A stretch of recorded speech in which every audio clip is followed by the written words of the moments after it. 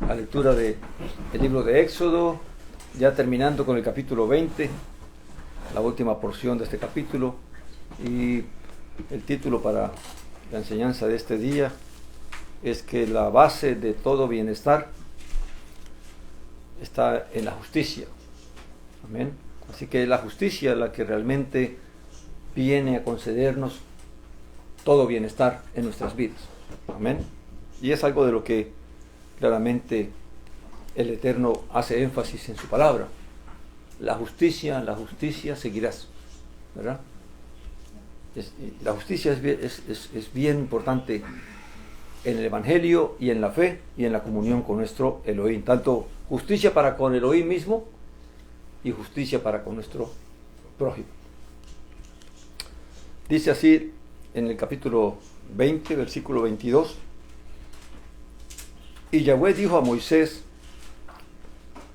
así dirás a los hijos de Israel: vosotros mismos habéis visto que os he hablado desde los cielos, de los Shamayim, ¿verdad? Este versículo claramente es la antesala para lo que va a decir él. Dice: no haréis de mí Elohines, dioses o Elohim de plata, ni os fabricaréis Elohim de oro.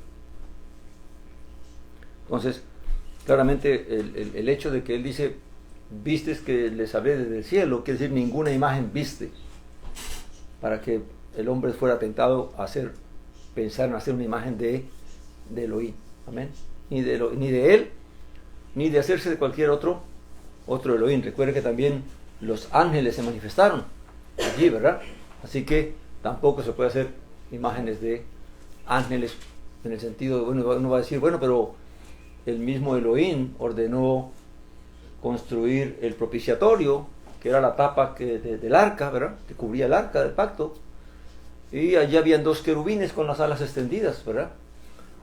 Y incluso en el velo que había entre el lugar santo y el lugar santísimo, ese velo azul, tenía imágenes de querubines y de palmeras, ¿verdad?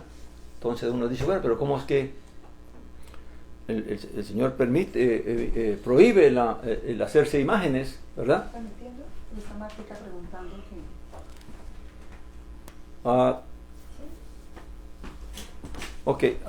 que él permita,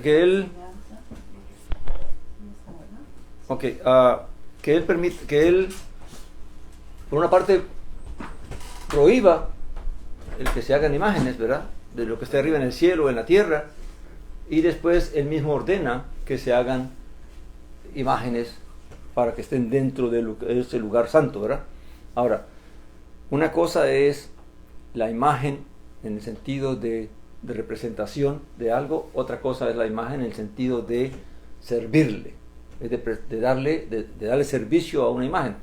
Vamos, los sacerdotes, los Cohen, que eran los encargados de ministrar el lugar santo, claramente allí lo que ellos no se inclinaban ante estos querubines, ¿verdad? Ni estaban sirviendo a los querubines, sino que servían era a Elohim, y la sangre que se derramaba allí era sobre la misma arca. Amén.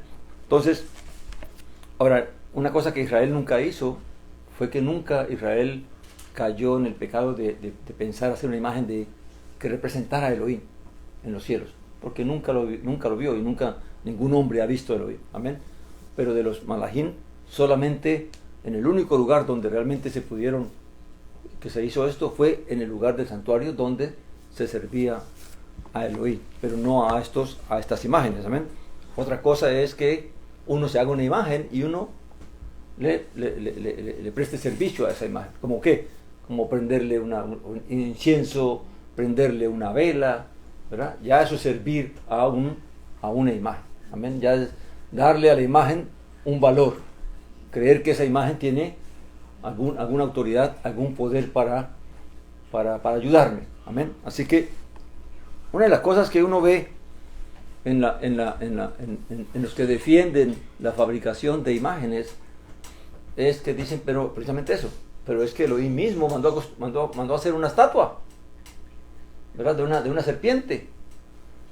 pero nunca dijo que sirvieran a la estatua, sino que cuando alguien fuera mordido, realmente mirara a la estatua, no que la sirviera, ¿verdad? No que le rindiera culto a la estatua, ni que se postrara delante de la estatua, simplemente que mirara hacia la estatua y sería sanado, ¿verdad? No moriría. Entonces, otra cosa que defienden los que hacen las imágenes es el hecho de que pues le dan un sentido como que emocional, en el sentido de que pues de que eso ayuda a mi fe, el mirar que otra persona se esforzó y logró una vida santa, ¿verdad? Ahora, claramente los santos son santos porque la autoridad religiosa determina quién es santo y quién no es santo.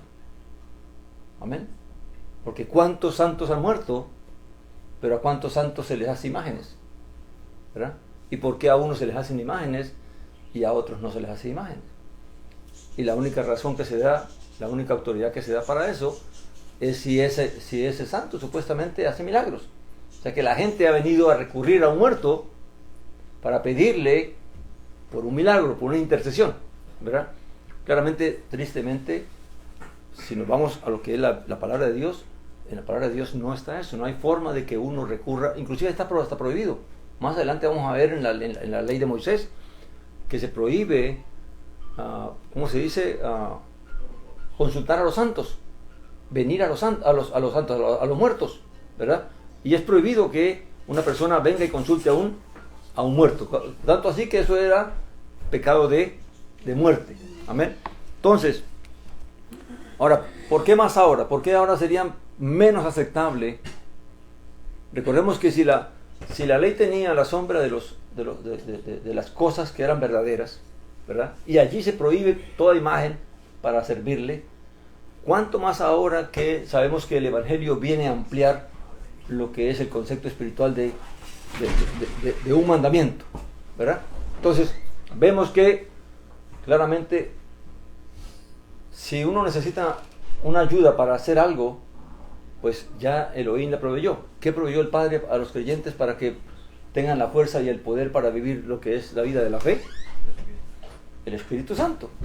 Si el Espíritu Santo no puede hacer lo que yo necesito para lograr la fe, pues ningún santo ni ninguna imagen va a poder ayudarme a hacer aquello que yo realmente no puedo hacer. Ahora, si es por imitar la vida de una persona de fe, porque fueron consagrados al Evangelio y fueron puestos en ese estatus de ser santos por la iglesia, ¿verdad? Pues, ¿qué dice la Escritura? El mismo que dice Saulo de Tarso: imitadme a mí como yo imito al Mesías. O sea, ¿quién tenemos que imitar realmente? Es al Mesías. Pero cuando Saulo decía eso, lo decía en vida, no lo decía después de muerto, ¿verdad? No dice imíteme a mí después de muerto, sino que ahora estoy dándoles el ejemplo, así tienen que hacer ustedes. Entonces realmente no hay bases para el fabricar o el hacer imágenes, y mucho menos servirles. Aún Dios prohíbe de Él mismo. ¿Cuánto más hacer una imagen de Yeshua que nadie, ¿quién lo vio? ¿Quién pintó una imagen cuando realmente no existía? Nadie. Hoy sabemos que todas las fotos que existen y todas las imágenes que existen son tomadas de hombres que ni siquiera son creyentes, sino que son modelos que se usaron para hacer estas imágenes. Y la gente le rinde servicio a esas cosas. Amén. Pero claramente, por eso dice Escritura que Dios está buscando verdaderos adoradores que lo adoren en espíritu y en verdad. Tenemos que adorar a Dios, tenemos que servir a Elohim, al Padre, es a través del Espíritu y a través de una sinceridad de corazón. Amén. Confiando en lo que la palabra nos revela y no recurriendo a cosas que los hombres pueden pensar que es bueno. Porque si uno se va a la parte emocional, pues claramente eso afecta a la persona y la persona pone la emoción en lo que hace, mas no está poniendo la sinceridad y el corazón. Amén. Así que dice: no haréis de mí Elohim de plata o Elohim de plata, ni os fabricaréis dioses de oro. Que era la costumbre de los antiguos, ¿verdad? A sus dioses los hacían de estos metales porque los consideraban que eran preciosos o eran valiosos para ellos. Dice: para mí harás un altar de tierra y sacrificarás sobre él tus holocaustos y tus ofrendas de paz, tu rebaño y tu ganado. en todo lugar donde yo haga recordar mi nombre, vendré a ti y te bendeciré. Una de las cosas que uno ve de los antiguos culturas o de las antiguas culturas es que fabricaban unos templos y unos altares a base de ladrillo, y pues todo era un edificio muy bien elaborado para servir a sus dioses. Pero vemos que Elohim invita o exhorta a Israel a hacer algo sencillo. Para servir a Dios no se requiere nada que sea de lujo. Amén. Es lo que está pidiendo. Alguien va a decir, bueno, pero después, ¿por qué Salomón hizo un edificio como lo hizo? ¿Verdad? Pero recuerde que no fue que Dios mandó a hacerlo. Fue que David tuvo en su corazón querer hacer una casa para Elohim. Pero él mismo le dice, yo no les pedí nada, ni siquiera le pedí sacrificios. ¿Verdad? Porque lo que Elohim quiere es realmente, y vamos a ver más adelante, que lo que a Elohim le importa es el corazón del hombre. No los rituales, y no los objetos, no las cosas materiales. Amén. Por eso dice él, si alguien quiere hacer un altar, hágalo de tierra. Haga un montón de tierra y sacrifique allí sobre ese montón de tierra su sacrificio. Realmente sobre la tierra tiene que ir la leña, y la leña, sobre la leña va el sacrificio, ¿verdad? Entonces, porque el servicio de Elohim, la comunión con Elohim, tiene que ser basada en la humildad, en la sencillez del corazón. Amén. Y luego dice él, dice que en todo lugar donde yo haga recordar mi nombre, vendré a ti y te bendeciré. Y para ilustrar un poquito esto de lo que tiene que ver es el corazón y no el ritual, no las cosas físicas, vamos a ir al libro de Hechos, donde en el capítulo 10, que es una historia muy conocida, la historia de Cornelio, pero vamos a entenderla desde este punto de vista. A ver,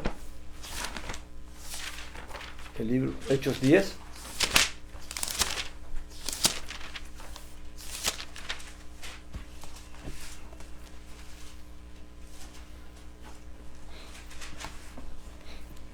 ¿Lo tienen? Dice, en Cesarea, cierto varón de nombre Cornelio, centurión de la cohorte llamada la italiana, piadoso y temeroso de Elohim. Recuerden que un temeroso de Elohim es diferente a un prosélito. Un temeroso de Elohim era alguien que por medio del pueblo judío, por medio de la religión judía, había llegado a conocer al Elohim de Israel, pero no hizo la conversión. Amén. Nunca hicieron los votos para circuncidarse y hacerse judíos. Entonces, el temeroso de Elohim es una persona que teme a Elohim, pero no hace un proceso para convertirse a una religión, ¿verdad? Entonces, él era temeroso de Elohim, quiere decir que temía a Dios, creía en la justicia de Dios y por lo tanto actuaba de acuerdo al temor que él tenía en su corazón. Pero no se había hecho judío, primeramente porque era romano y era más cuando era un soldado. Eso era prohibido para ellos, renunciar a su religión y más cuando ellos adoraban sus propios dioses y aún hasta el César, ¿verdad? Entonces dice, piadoso y temeroso de Elohim, con toda su casa que hacía muchas limosnas al pueblo y oraba a Elohim continuamente. Fíjense que las limosnas, ¿qué son limosnas? Aquí se traduce como limosnas, pero la limosna es lo que en hebreo conocemos como la sedaká. O sea, hacía muchas justicias. Porque la sedaká, recordemos que es justicia, ¿verdad? La palabra sedaká viene de sedaka, que es justicia. Entonces, cuando una persona hace el bien a otro con lo que Dios le ha dado, pues está haciendo algo que es justo. Está dando de lo que Dios le ha dado. Amén. Y está compartiendo con el necesitado. Amén. Con el pobre. Entonces, este hombre, esto lo aprendió ¿de quién? De Dios. De la instrucción que recibía a través del pueblo judío. Esto sí se le quedó bien claro a este hombre, de que claramente toda persona que sea piadosa y que sea temeroso de Dios debe practicar la justicia. Recuerden que la justicia es la base de todo bienestar. No puede haber bienestar en nuestras vidas si no somos justos. Toda injusticia es pecado, dice la Escritura. Así que uno tiene que cuidarse de cometer injusticias porque se cuida de pecar. Amén. El creyente, el que sirve a Elohim, el que cree el Evangelio, tiene que buscar sobre todas las cosas la justicia. Amén. Y no torcer la justicia por ningún motivo. Amén. Entonces dice que él estaba orando continuamente a Elohim, ¿verdad? Y como a la hora novena del día vio claramente en una visión a un malach, a un ángel de Elohim, yendo hacia él, que le decía Cornelio. O sea, la visión vio que venía un ser celestial hacia él, ¿verdad? Y él, mirándolo fijamente y aterrorizado, dijo: ¿qué pasa, Señor? Le dijo: tus oraciones y tus limosnas subieron por memorial delante de Elohim. ¿Ya qué es lo que está diciendo el ángel? Tus justicias y tu servicio a Dios han subido delante de Dios. Porque recuerda que la oración se compara con el incienso, ¿verdad? Que sube hacia arriba. Entonces,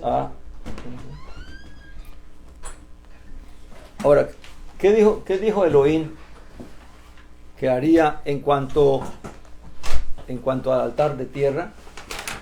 El altar de tierra lo hacemos nosotros mismos. Amén. Porque claramente, ahora, ¿qué quiere Dios de nosotros? Sencillez y humildad. Que le sirvamos de corazón, con sencillez de corazón, pero con sinceridad también. Amén. Luego dice en el versículo, para saltemos ahí en Hechos 10, en el versículo 34, ya después que Pedro, el ángel le dice a Cornelio que envíe a llamar a Pedro, a Kefas, ¿verdad? Y cuando ya el Cornelio recibe Kefas o Pedro recibe la invitación, viene a Cornelio, y cuando entra, ¿verdad? Y ve el temor de Elohim en Cornelio, él dice esto, dice en el 10:34 dice: entonces Pedro tomó la palabra y dijo: en verdad comprendo que Elohim no hace acepción de personas. Recuerda que tenía Pedro tenía digamos así, un complejo o un prejuicio de ir a la casa de un gentil, de un extranjero que no fuera judío, ¿verdad? ¿Por qué? Porque claramente la ley de él, la enseñanza de ellos les prohibía esas cosas, porque sabían que los gentiles pues claramente no tenían el cuidado de lo que era guardar la ley de la purificación y de la pureza y estas cosas, ¿verdad? De las contaminaciones. Entonces ellos no convivían, no compartían con los gentiles. Pero ahora Pedro, viendo que el mismo Elohim lo manda a la casa de un gentil, comprende de que claramente Elohim no hace ¿qué? Acepción de personas. No hay, como dice el Evangelio, ya no hay judío ni hay gentil, no hay bárbaro, ¿verdad? No hay hombre ni hay mujer. Elohim acepta a todo aquel que se acerca a él de corazón. Luego dice que el 35 dice: sino que de toda nación se agrada del que le teme y hace ¿qué? Justicia. Si hay algo que le agrada a Elohim, pues claramente la fe es lo que nos permite acercarnos a él. Pero si hay algo que le agrada a él, es que el que se acerca a él entienda la justicia y practique la justicia. Amén. Y es ahí donde tristemente muchas veces nosotros pecamos, porque nosotros no meditamos mucho en la justicia, en lo que es justo. Amén.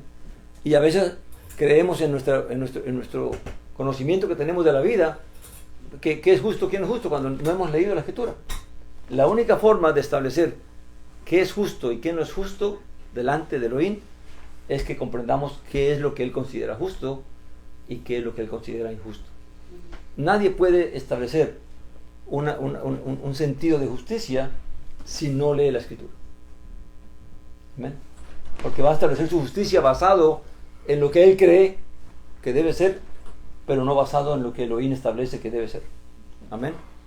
Eso fue lo que le pasó al pueblo judío, que basados en la religión que habían establecido, dice Pablo en Romanos, dice que queriendo establecer la justicia de ellos, menospreciaron la justicia de Elohim. O sea, ellos creyeron que haciendo siguiendo su religión y sus mandamientos y sus rituales, ya con eso era suficiente para que Dios se agradara de ellos. Y menospreciaron la justicia de Dios a través del Mesías. Amén. Y una cosa que aprendemos en la Escritura, mis hermanos, es que a Elohim no se le sirve como uno crea. o como uno piense. Para eso Él dejó su palabra. La palabra Él la dejó para que nosotros comprendamos y entendamos qué es lo que Él demanda, qué es lo que Él quiere, de qué Él se agrada y de qué Él no se agrada. Amén. Y cuando Él dice aquí de un altar de tierra, claramente nos está invitando a que no tenemos que rebuscarnos para querer venir delante de Él. No voy a hacer un altar de oro para venir delante de Él. Amén. No, puede ser, ¿qué dijo el Mesías? Cuando ustedes oren, entren a su cuarto y cierren la puerta. Y Elohim que ve en lo secreto, Él oirá vuestra oración. O sea, todo lo que el Señor necesita es un corazón humilde, pero sincero. Amén. Que sea recto para con Él. Amén. Entonces, aquí vemos que este hombre, ¿por qué tomé este ejemplo de Cornelio? Porque este hombre, aun cuando no seguía la religión judía, porque ahora vamos a ver el punto principal, Dios se agradó de él, aun cuando él no se hizo judío, aun cuando no se circuncidó. Pero ¿qué es lo que guardaba? Practicaba la justicia, hacía lo que a Elohim le agradaba. Amén. Y no se fijaba solamente en el ritual, sino más en la práctica de la obra, de la justicia. Amén. Luego dice, volviendo al tema aquí de Éxodo 20, versículo el 24, el final, dice, en todo lugar donde yo haga recordar mi nombre. Fíjate bien. Una de las cosas que nos dice la Escritura fue que el mensaje que trajo el ángel a Cornelio fue que Dios recordó su justicia. Amén. Dice, vendré y te bendeciré. Fíjense que Elohim mismo tomarse la molestia de enviar un mensajero celestial para decirle a un hombre que su oración y su justicia eran agradables delante de él, eso es algo que realmente viene a marcar lo que a Elohim le importa. Que Elohim mismo haga eso, lo que viene a demostrarnos es, y por eso es que Pedro habla de esto. Dice, ahora me doy cuenta que en realidad Dios no hace acepción de personas, que lo único que le interesa, dice, que en toda nación se agrada del que le teme y hace justicia. No importa cuántas cosas un hombre haga para Elohim, físicamente o ritualmente, si su corazón no es recto, de nada sirve. Amén. Luego él dice en Éxodo 24, en Éxodo 25, perdón, dice, y si me haces altar de piedras, o sea, hay otra opción, ¿verdad? No lo construirás con piedra labrada, pues si alzas sobre él tu cincel, lo profanarás. O sea, no se podía, para alguien que dijera, no quería construir un altar de tierra y decidía hacerlo de piedra, tenía que ir a buscar las piedras tales como estaban, como las encontraba. No podía cortarlas ni acomodarlas para que encajaran, sino que tal como estaban, así mismo las tenía que organizar. ¿Para qué? Porque si trataba de cuadrarlas, claramente lo que iba a hacer era que iba a profanar el altar. Ahora, ¿qué es lo que nos quiere decir esto? Las dos cosas son dos cosas elementales que Dios provee: la tierra y las piedras. Eso ya Dios lo proveyó, ¿verdad? La humanidad, existen hombres que tienen un corazón más blando y hombres que tienen un corazón más duro, pero de los dos Dios va a tomar, ¿verdad? Ahora también el altar de piedra nos viene a representar otra cosa, nos viene a representar algo que es elaborado, porque en la tierra usted la montana y ya, pero las piedras usted tiene que ir a buscarlas, tiene que acomodarlas y tiene que levantarlas, ¿verdad? Quiere que es algo más elaborado. Ahora, claramente Dios permite que nuestra fe no solamente sea algo como que lo más sencillo en el sentido de conocimiento, sino que aquí lo que viene a hacer es que una vez que tú tienes fe, como dice Pedro, tienes que añadirle a la fe ¿qué? Virtud, y a la virtud tienes que añadirle conocimiento, porque entonces vas a adquirir realmente qué es lo que a Dios le agrada y qué es lo que a Dios no le agrada. Uno puede elaborar el altar, nuestro altar podemos elaborarlo, pero en el conocimiento, pero tomando lo que ya Dios, las piedras representan ¿qué? Lo que ya Dios estableció, lo que ya Dios proveyó. ¿Qué es lo que Dios quiere que yo haga? ¿Verdad? Una fe sencilla es la persona que, pues, por alguna razón no tiene mucho conocimiento, no tiene la oportunidad de adquirir mucho conocimiento de todo lo que Dios demanda, y con lo poco que recibe, con lo poco que cree, sirve a Dios. Este hombre Cornelio, claramente con la enseñanza que recibió de los judíos, ¿verdad?, sirvió a Dios. Sencillamente, pero lo hizo e hizo lo que realmente a Dios le importaba. Ahora, una persona que puede añadirle conocimiento a su fe, pues claramente puede hacerlo. Y Dios dice, si lo vas a hacer con conocimiento, hazlo, ¿verdad? Y a Dios también le va a agradar. Pero lo importante es que no hagas algo elaborado a tu manera. Y un ejemplo que uno puede ver es el servicio de hoy en día. Si usted ve, tomando el ejemplo de la Iglesia Católica, tristemente, la Iglesia Católica, todo el ritual es elaborado. Todo lo que llaman la liturgia, todo es elaborado por el hombre. Todos los que sirven en la Iglesia Católica son formados dentro de un seminario. Todos son cortados a una misma medida, ¿verdad? El Pablo y los discípulos no iban cortando a la gente, simplemente iban enseñando qué era el Evangelio, y Dios iba tomando a cada persona conforme esa persona era, ¿verdad? Y cada quien claramente servía a Dios tal como estableciendo las bases, las piedras que ya el Eterno, porque las piedras representan la fe, ¿verdad? La fe que el Eterno realmente ya había establecido, que es lo que Él quería que el hombre hiciera. Entonces, todo lo que el hombre hace, un edificio, o puede ser el edificio más grande. Oye, hay gente que gasta un montón de plata, hay religiones que gastan un montón de plata haciendo unos edificios, unos templos, como si eso realmente fuera a salvar a las personas, ¿verdad? Cuando vemos que al comienzo de la fe, la gente se reunía en las casas y compartía el pan y compartía la enseñanza con sencillez de corazón, ¿verdad? Porque a Dios lo que le agrada es el corazón, no todo el ritual, no todo la mampostería. Amén. Entonces, no se puede hacer algo como pensar que todos tenemos que ser iguales. Vamos, un líder, una persona que quiera enseñar el Evangelio, no puede pretender que a todos tienen que ponerlos de la misma forma. No, lo que tenemos que dar es la enseñanza, la palabra, y el Espíritu es el que va a obrar en cada persona de acuerdo como esa persona es, con su temperamento, con su forma de pensar, con sus luchas y todo lo que tiene. Y Él lo va a usar de esa manera. Amén. Porque no todos tenemos que ser iguales. Entonces, claramente, para Elohim no necesitamos, si lo hacemos, si queremos elaborar un altar con conocimiento, pero es conocimiento basado en lo que ya Él revela, en lo que ya Él manifiesta, no en algo físico o material, o aún espiritual, pero que no está conforme a lo que el Eterno manda. Amén. Y mucha de la enseñanza que hoy en día hay, cristiana, tristemente es elaborada por los hombres. Es algo que, igual que pasó con los judíos, ¿verdad? Tomaron los mandamientos y aparte de los mandamientos, elaboraron otros las piedras, porque quisieron decir, esto tiene que ser así, esto tiene que ser así, y cuando vino el Mesías dijo, nada de eso es importante, nada de eso sirve.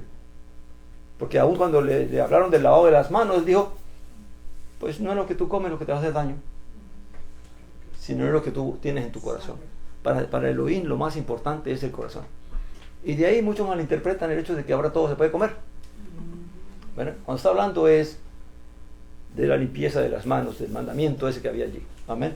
Pero cada quien conforme quiere creer las cosas. Hoy en día la religión sigue un montón de enseñanzas que los hombres son los que han establecido, que no están en la Escritura y que van muchas veces en contra de la misma Escritura. Pero la gente no quiere meditar, no quiere pensar en estas cosas. Amén. Luego dice que y no subirás por gradas a mi altar para que tu desnudez no se descubra sobre él. Generalmente los altares que se hacían eran pequeños, eran bajos y no había necesidad de hacer una escalera para eso, ¿verdad? Pero los altares paganos siempre los hacían en lugares elevados, ¿verdad? Y muchas veces pues construían una edificación alrededor del altar para poder subir hasta el altar. Entonces, lo que hacía lo que el Eterno está diciendo aquí es que cuando se hiciera un altar, en caso de que fuera demasiado alto que lo hicieran, no hicieran gradas para subir. ¿Y por qué dice? Para que no se descubra la desnudez. Amén.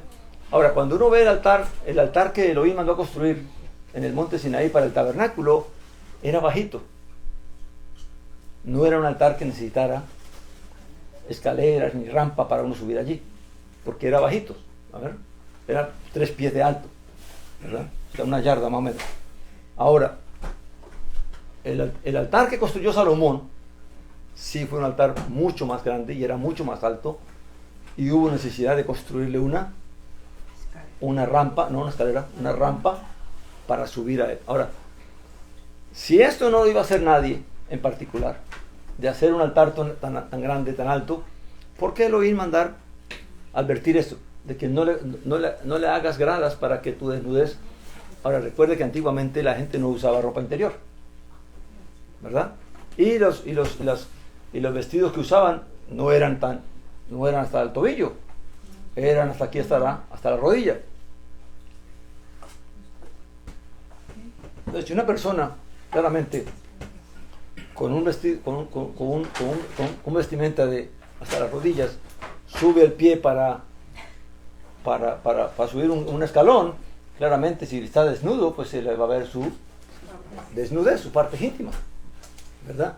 Entonces, ahora, si esto realmente no es algo que Israel hizo, ¿por qué Elohim lo establece allí? Claramente es más allá de un ritual. Lo que él está diciendo es que cuando uno se acerca a servir a Elohim, tiene que cuidarse de cómo se acerca. Amén. Para que la desnudez de uno, no solamente del cuerpo, sino la desnudez del corazón, no se manifieste. Por eso es que cuando Pablo habla en el tema de la cena, de celebrar la última cena, ¿qué dice él? Que cuando vamos a celebrar la última cena, la comamos ¿qué? Dignamente, con dignidad. Porque si alguno la come indignamente, ¿qué va a pasar? Pues hay muchos enfermos, otros muertos, otros debilitados. O sea, hay una consecuencia, ¿verdad? Lo que el Eterno está diciendo aquí es que no se descubra la desnudez, es porque claramente un sacerdote, un hombre que pudiera hacer eso, podría sufrir la misma muerte, ¿verdad? Al descubrir su desnudez subiendo al altar. Entonces, lo que Elohim nos está diciendo es, o lo que entendemos de la palabra es, que si yo construyo un altar para Elohim, tengo que cuidar de cómo me acerco. De que no puedo venir así como al Tom Son y creer que todo es permitido. Amén. Porque claramente cuando se habla de la cena del Señor, lo que se nos manda es que uno se haya cuidado, se haya guardado de no tener una vida libertina, ni de estar cometiendo injusticia, ni de estar pecando. Porque cuando uno come la cena, uno come juicio. Y hoy el altar que visitamos, ¿cuál es? Pues el altar de la cena del Señor. O el altar de servir nosotros. Y aún nosotros, el que sirve, tiene que tener cuidado también de guardar su corazón. Porque hoy en día, ¿cuál testimonio hay de mucha gente que sirve a Dios? Que son ladrones, que son aprovechados, que engañan al pueblo, ¿verdad? Y la desnudez de ellos se ve y se nota por sus propios ¿qué? Actos, por sus propios pecados. Y la gente lo ve. Y la gente hace burla de eso. Y por eso también se profana el Evangelio. Amén. Porque mucha gente critica el Evangelio por causa de sus siervos que se acercan a Dios de esa manera. Amén. Hay gente que cree que la bendición es tener un montón de anillos de oro y mostrar que Dios lo ha bendecido, cuando eso va en contra de la misma sencillez del servicio a Dios. Mi bendición no consiste en cuánto oro tengo o en cuánta plata tengo. Mi oración consiste en que realmente yo practique la justicia. Y Él me visitará y Él me bendecirá. Amén. Y allí termina lo que es el libro de Éxodo, el capítulo 20. Amén. Y vamos a comenzar el capítulo 21. Amén. Al menos una parte de él, para adelantar algo. Y estos son los decretos que les promulgarás. La palabra decretos que está allí es la palabra mishpatim, y la palabra mishpatín se traduce más, es como justicia, los juicios. Estos son los juicios que les promulgarás, que les transmitirás o que les enseñarás. Y aquí vamos a ver que de aquí en adelante la mayoría de estas exhortaciones o de esta instrucción es cuestión de justicia, de cómo juzgar ciertos actos. Porque recuerda que Israel viene de ser esclavo a ser una nación libre y a regirse por sí mismo. Y ahora tienen que saber cómo es que van a juzgar cada acto y cada acción que se comete, ¿verdad? Ahora mire, una de las cosas que estamos viendo aquí es que la justicia para Elohim viene es de Dios, no viene del mismo Israel. La justicia de Israel viene es de Dios, no del mismo Israel. No es Israel el que inventa, el que crea qué es justo, qué no es justo. Es que Elohim establece, y esto es algo que tenemos que aprender nosotros. Nosotros tenemos que aprender a juzgar es de acuerdo a lo que Él ha establecido, no a lo que uno le parece o cree que es justo o es injusto, porque entonces estamos pecando. No estamos conociendo entonces realmente lo que Dios manda. Amén. Entonces dice, estos son los decretos que les promulgarás. Y ya vimos que ya primeramente estableció la relación del hombre con Él, su servicio como debe ser, y ahora entonces va a ser ya en cuestión de lo que es civil y lo que es en sociedad, ¿verdad? Dice, cuando compres un siervo hebreo, servirá 6 años, pero al 7º saldrá libre gratuitamente. O sea que un hebreo no podía hacer más de 6 años. Ahora, ¿por qué al 7º año? Porque claramente cada 7 años había un año sabático, que era cuando se promulgaba la libertad de los esclavos y las deudas, ¿verdad? De las deudas más que todo. Luego dice, si entró solo, saldrá solo. Si tenía mujer, entonces su mujer saldrá con él. O sea, si los dos se vendieron.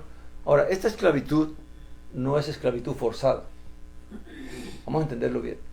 Hay que diferenciar este tipo de siervos o esclavos con la esclavitud que se vivió, vamos, aquí en América, o en Latinoamérica, en Centroamérica, o Suramérica, donde mucha gente fueron raptados allá en sus países, en sus naciones, fueron violentados su derecho, fueron secuestrados y traídos a otros continentes para ser vendidos como materia, y no como